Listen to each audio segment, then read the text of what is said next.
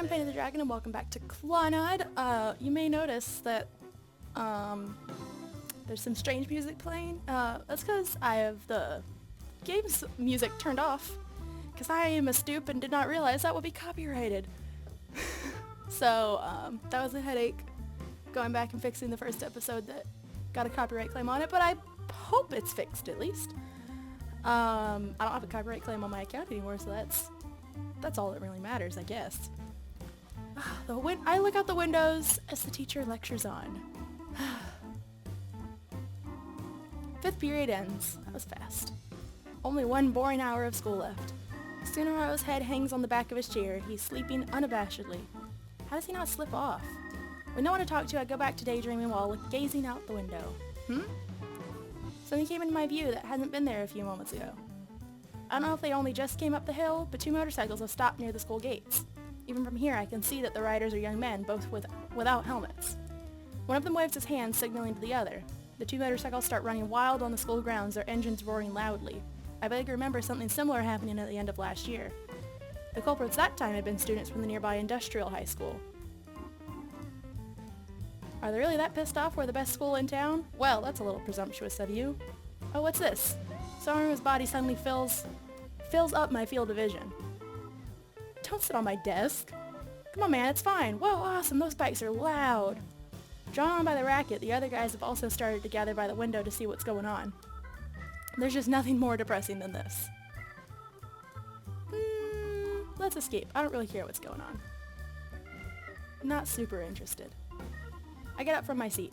Okazaki, are you planning on going down there? No way, it's just hot in here. Going out going out in the hallway for a bit, excuse me. What? But the show's just getting started.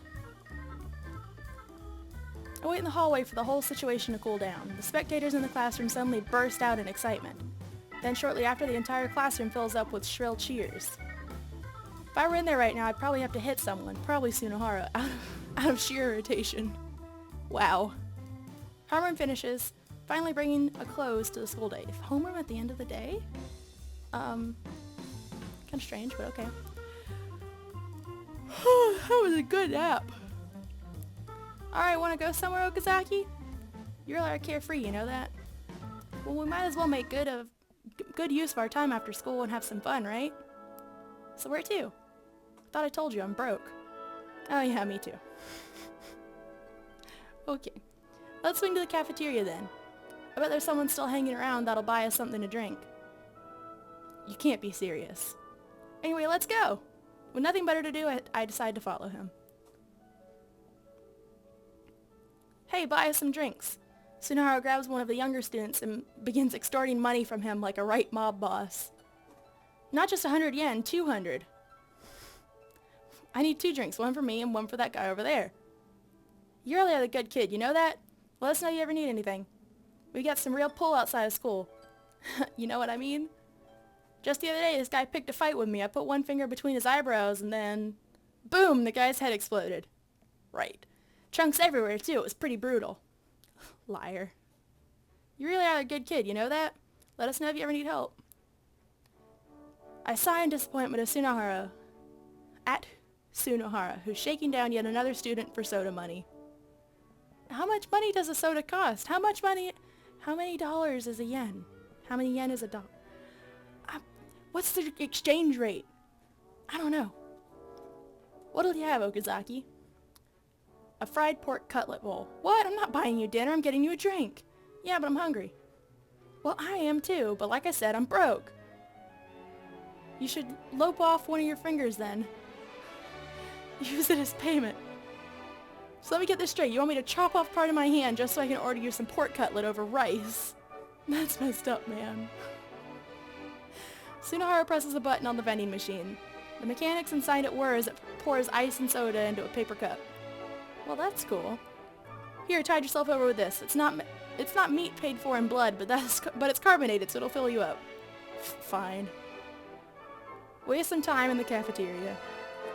Afterward, I return home before the sun goes down. I quickly change and leave the house before my father gets back from work. As I get to the dorm and begin my walk down the hall, a horde of giants barrels towards me. Whoa. I just barely move out of the way as they rush past. They were a bunch of rugby guys. They run straight into their own rooms and slam their doors shut. Hey! A lone woman turns the corner and comes tearing down the hallway after them. Ugh, I can't believe them. She stops and stands next to me. She's the residence's dorm mother and purveyor of order on the premises. Miss Sagara. Though I don't live in the dorm, it's impossible to have not met her, seeing as I'm here practically every day. Peek into the girls' dorm again. What are they, 12? Nearly grown men shouldn't act like they're still in grade school. Do nothing. Sai-san returns the way she came, sighing deeply again. I lie sprawled out on Sunohara's floor reading magazines. Hey, didn't I tell you not to come over anymore today? Yeah, but I wanted to read some of these. Oh, and you're here too. So I'm just the added bonus, huh? Well, no, I want to devour all these magazines while I'm by your side, buddy. What? Do you have to read them beside me? Awesome, ignoring me already. What, can you keep it down? Give that one back, I haven't even read it yet. Go reread an old magazine. Look, this one is an unfinished crossword puzzle. Come on, try filling it in.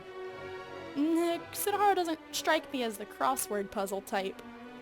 You're holding the next issue with all the answers in it, you know. Perfect then, we can compare answers later. I'll praise you for a job well done if you get it all right. Now go get them. Who the hell do you think you are? Your master? Of what? Quiet down. I can't concentrate. Why are you getting mad at me now? Shut up over there. Ah! The angry voice from outside the door causes Sunohara to shrink into himself. See, you'll get another gang beating if you don't keep it down. You're the absolute worst. Fine, I really will do this crossword. You better admit defeat if I get all these correct. Sure, I'll get right on that. One across. What's the period from January 1st to the 3rd called? What a stupidly easy question. 3-day vacation, okay. Teacher, we have an idiot on our hands. Now that's strange. What's wrong? The answer and the number of spaces don't match up. Something's wrong with this puzzle. Now, is it something wrong with the puzzle? Or something wrong with the answer? Definitely the puzzle. What's wrong is your answer. Forget it, I quit. What a stupid, boring puzzle. Sunohara tosses the magazine into the corner of his room out of frustration. Isn't there something fun we could do? Speaking of which, what was with that commotion at school today? Oh, that? It was actually kind of a farce. What do you mean by that? Apparently she only transferred in the spring. She's trying to get popular or something. Ooh, I know who this is. She must have had horribly bad luck with guys at her old school. Who uses those kinds of filthy tricks to get popular anyway? If she were a guy, I'd go and teach her a lesson. I have no idea what he's talking about. But she's a girl, so I'll let her off the hook for now. Even so, if it starts to look like she's getting a bit too much attention, I'm not gonna just leave her be either. I guess I was the stupid one here for asking him to explain something. Ouch, Okazaki. Hey, I want to get going to bed soon. It's already 3 a.m. Oh, that's... Okay, yeah, time to go. Are you gonna stay over? If you are, I'm turning off the lights. Whoa, stop. Huh? I'm not staying over. Oh, okay. Well, I'm going to sleep, so can you leave? You don't have to tell me. Toss the magazine away and stand up. Just as I pull the doorknob, I stop and stand there. By the way, have you heard? They say some creepy stuff happens late at night in this dorm. What? Oh, never mind. Finish what you were saying! Okay, good night! I close the door. Oh, Okazaki, you're awful. I hear moans of agony come streaming from his room, but I ignore them as I leave the dorm. Oh, you're an awful friend, dude. You're just awful. The illusionary world. I don't... Words! I'm looking at it. A distant world. It's a dim, dark place. Where could this be? I think I'm inside a room. It's deserted, though. I can see a desk at least. Someone should be sitting here, but they're not. Nothing here moves. only times it passes by unflinchingly. If I were a new life searching for a place to be born, I think that this would be the wrong place to choose. I'm frightened by it, this world. I've long since come to realize something. This world has already come to an end. Nothing will be born here again, nor will anything die. Even time doesn't exist in this place. Nothing new can come to an end. Life was once born here, but that was all. Once you're shut in this never-ending world, you can't ever escape. Unable to die and unable to be born into a new world. This is the frozen world I now see. I'll just close my eyes and leave this place. That's my thinking anyway. Please, next time I wake up, don't let it be here. Let it be a better, warmer world. I move my eyes. And cut myself off from this world. Doesn't look like that went too well for you. Just then I see a momentary flicker of light. Something moved. I don't know what it is, but I'm certain that something's here with me. Had this place not come to an end after all? Or is it just something that's already been living here? Light escapes through a window and reaches the wall in front of me. Something in its shadows is moving. Perhaps I wouldn't have seen it if I hadn't been able to move my eyes. Eyes? What does that mean? But I still don't know its true identity. It's moving slowly. Eventually the light on the wall returns to its original position? I don't know, I clicked too fast, I'm sorry. But then out of nowhere, a single girl appears before me. I can tell that she's still innocent. Her eyes are transfixed in my direction. Can she see me? She holds out her hand, but it doesn't touch me. Instead it goes right through. Yes, I haven't been born in this world, so I can't be touched. But in that case, how did the girl notice me? Am I simply visible and that's it? If that is the case, what do I look like then? The girl has pulled back her hand and is now waving to me. Then she leaves. I can't see her anymore. Are you knocking? Someone was here in this place. What could she be doing in an already finished world? How does she live? What nourishes her? What, if anything, is letting her stay alive? For some reason, I can't stop thinking about her. Is it because of how different this place is? I'm still frightened. This is not a world to be born into, but a girl lives in it. Is that why? But why what? I don't understand.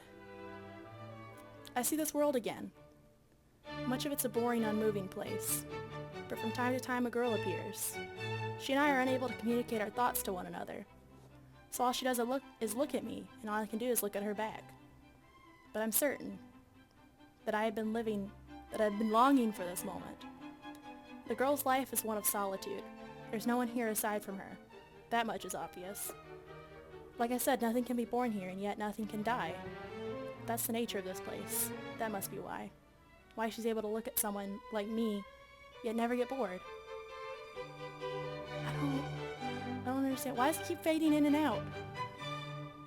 One day the girl appears in front of me with her arms full of something. They're pieces, both large and small, of scrap. Items whose uses are unknown, things that could only be described as junk. The girl spends a long time putting the junk together. How much time has passed anyways? Before I know it though, a doll stands in front of her, about half her height. She seems proud as she stands up, turning toward me. When I see her face, I finally come to a realization. That body is for me. But what am I supposed to do with it? I'm unsure. Should I wish? To be born into this world? Has that been my wish? I'm still afraid of this place. A world without life or death. That can never be escaped. If this world truly is that closed off, this is where I would come to an end. The girl has her arm outstretched. I stare at her scraped and scratched hand. This world's one source of warmth. At some point, it had to become what I sought. This is weird. I don't understand. Something similar to this was in the anime as well, and I never understood it. I've watched the whole anime, I never understood it. But I think this is a good place to end the episode. I'm trying to make smaller episodes for you guys, because I know it's really hard to get through a 20 or 30 minute episode with all the hustle of everyday life. So, that's all for today. If you guys liked it, make sure to hit that like button and comment down below, because you know how much I love getting feedback from you guys. If you're not subscribed already, make sure you do, because I put out new content just like this every day except for Sunday. And with all that said, I'll see you guys in the skies. Bye!